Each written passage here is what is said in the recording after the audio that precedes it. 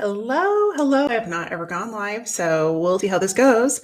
I thought I would try something new today because if you're not pushing yourself out of your comfort zone, then how will you ever know what you're capable of? I'm Elisa Connor with Elisa Connor Consulting, and today we're going to talk about how to customize your customer journey and your customers' experience with your business so that you can attract more people that actually want to work with you, and more importantly, keep the customers that you already have, because it is always so much harder to go get a new customer than it is to keep the old ones happy.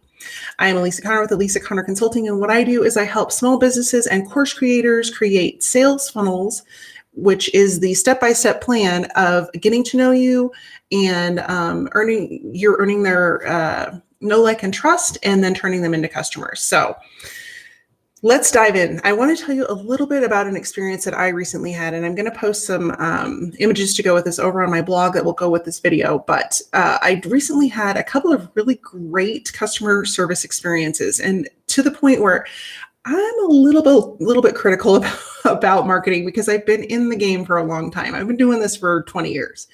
So I had a friend that turned me on to a company called Grove, like an orange grove, Grove. And they are specifically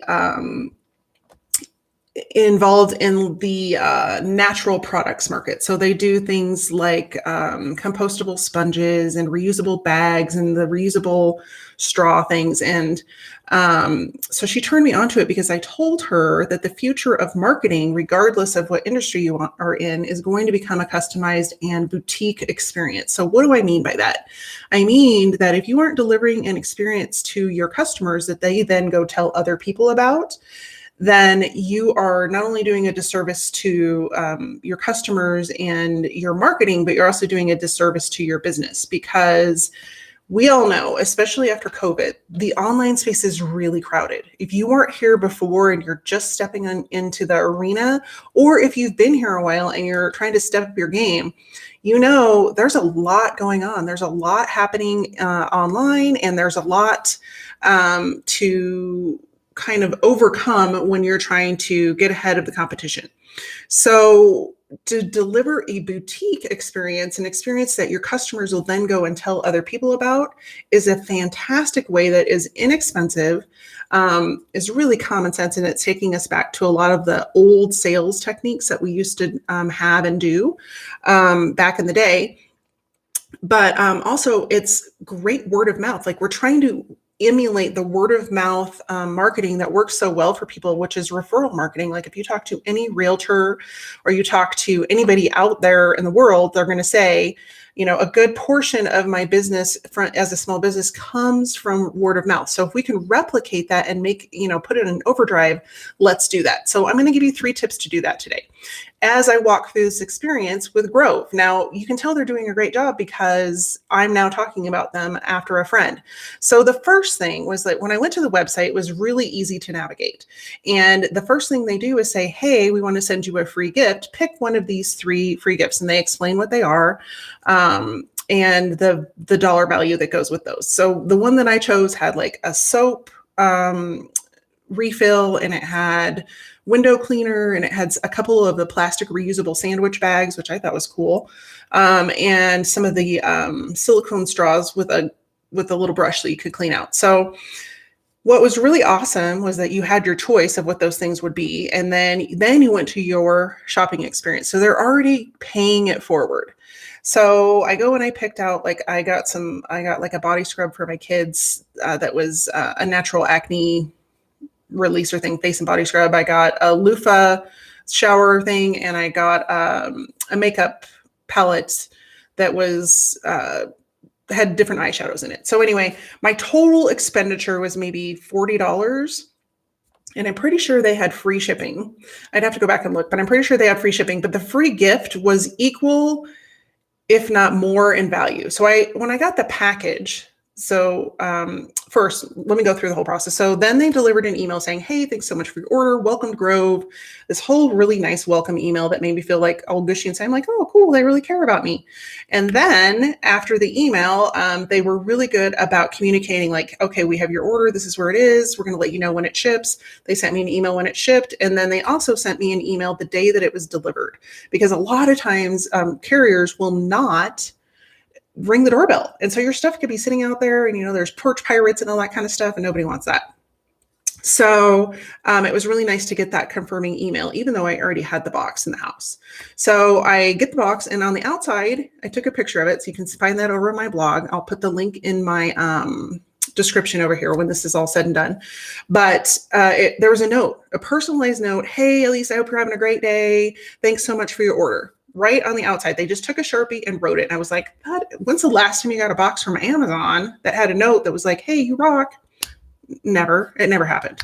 And so then you open the box and there were full-size products in there. So they not only sent like the soap, and I took a picture of the products, but it was like a full-size soap sample that came with a glass soap dispenser. And so they not only gave you the soap, they gave you the soap dispenser, and you can refill it at least twice, if not 3 times, because I filled it up just to see. And then there was a glass cleaner that came with a glass spray bottle that you pour the glass cleaner in. It had the directions on the bottle. You added water, and I haven't tried out the glass cleaner yet because I didn't have anything to clean yet, but I will. And then it had, the straws. There was like 4 straws plus a little bag, a storage bag, and a cleaning brush. And I know I've ordered those straws from Amazon, and I think it was $20 for 2 of them when I ordered them. Or maybe it was $20 for 4. I don't remember. But regardless, you got the straws, and I was trying to think what else was in there that was free, but far exceeded the value of what I spent. And then they have like a little how-to guide in there as well. It's like, okay, well, this is what's going to happen now. Thanks so much for your order. We're going to follow up with you in a month and see if you need to have something reshipped, if you ran out of anything, or, tell you about new things that have come up that you might be interested in. And I was like, that's kind of cool. And so they have delivered ultimately a superior experience. Everything was packaged well. Nothing was broken. I was over my expectations, and they, above and beyond. So 100% would recommend them. In fact, I don't even know if they have an affiliate link for their people, but if they do, I'm signing up. And besides, all of their products are earth friendly. So why not? So that's example number 1, is how can you implement that into your business? Example number 2, I'm going to dive into that in just a second, but I want to go back to, because a lot of times as business owners, we're like, well, that's great. That's a great story, but how do I implement that into my business? Well, you'll notice some key factors in there that you can easily replicate. Those emails of telling people where they are in the process and where your order is, and just little things like that. How can you implement that, whether you have a digital product or a physical product in your own business? Because people want to know. A lot of times people will fork out money and then they never hear from you, or they do. It's like because you're selling something else, because we as business owners, it's easy to drop the ball. But those simple, quick little emails like, okay, this is step number 1, this is step number 2, this is step number 3, those hand-holding emails create a boutique experience. And when you can create a boutique experience for your customers, they will remember you and they will talk about you. That is really the point of marketing. If you aren't staying top of mind with your customers, they're going to go to your competitors or to whoever is top of mind with them. And so that is number 1, is to get your email. Number 2 is just figure out those ways that you can stand out a little further. And it may seem a little bit more tricky with a digital product to come up with something that's like a handwritten note, but there is nothing saying that with your customers, you can't send them a handwritten note. I actually have my mentor, when I signed up with him, I got a box in the mail. His product is completely digital. It is an online course, but they have gone above and beyond to stay in front of their customers again with some very specialized products. So I got a whole box in the mail, and it had like, I think it had a mug, and it had like these cool little, they're kind of like, inspiration cards, like, you know how people have those cards that have different quotes on them. Well, they were all quotes created by him, and they had them made into a card deck. And then I can't remember what else is in there, but there's like maybe a binder of some of the exercises. But it was just nice to have something physically that you could touch, because it was an investment to be part of that program. So think outside the box. And then the last example I'm going to give you is I went to a winery here locally, and I am a bit of a food snob. I came from the food world and have had several food businesses. And so I'm a little bit of a food snob, but ultimately we went to this winery, and I had been there before. And sometimes when you go, you have a really great experience. And then the next time you're kind of like, yeah, it wasn't as great as the first time. Well, that was not the case this time. So I went to the restaurant. They had reservations available. They had a very easy but strict COVID policy. So you had to scan and pull up the survey, take the survey. They took your temperature and completed that. So you felt at ease already. The person that I went with was a little bit weary about going out. She's older, and she was a little bit weary about going out in public and eating. She hadn't done that since COVID started.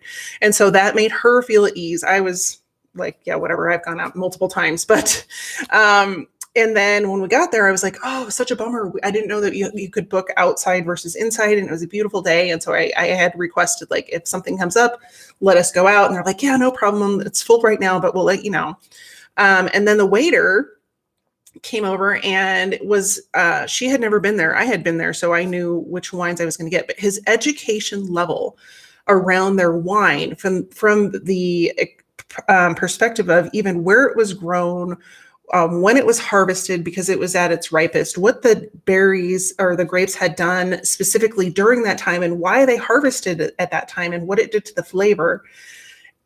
The waiter was like 24, and he had all of this knowledge. So that goes back to the business owner.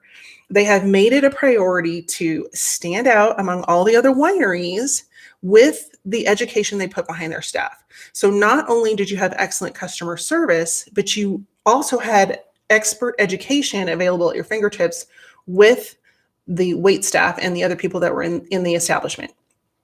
And so it also went down to the food. So we had ordered appetizers, and he, one of the things we got was a charcuterie board. And he knew not only like what was on the charcuterie board, but where they had sourced it. So one of their sources was actually a bread company down the street, a local bread company. And he was like, yeah, we sourced this, and this is what we did to it. And if you need to buy it, it's right here. So everything on that was locally sourced. So the experience was top notch. So as we went through and we ordered our wine flight, and we had gotten a couple appetizers, a table became available outside, and they said, hey, we can move you outside. Do you want to go out? And we're like, absolutely. And so they're like, don't worry, just leave everything here. We're going to make it really easy for you. You just go out and get settled, and we're going to bring it to you. And so they did. They loaded everything on a tray. They carried everything out, set it back up the way it was, and we were ready to go. And so, and replaced all the silverware. So we had brand new silverware, all that kind of stuff. But it was one of those things where you felt like somebody was taking you under their wing, taking care of everything, and delivering an experience that now I am out talking about again. That's what you want to do with your marketing. And so your call to action today, your bonus tip, if that would be, is to create 1 to 3 emails that make your customers feel like, ooh, they care about me.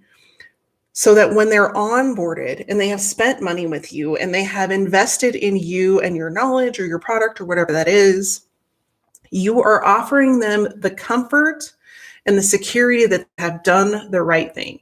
And 90% of businesses will never do this. They will never do that. And then brainstorm some other ways that you can offer a boutique experience to your customers.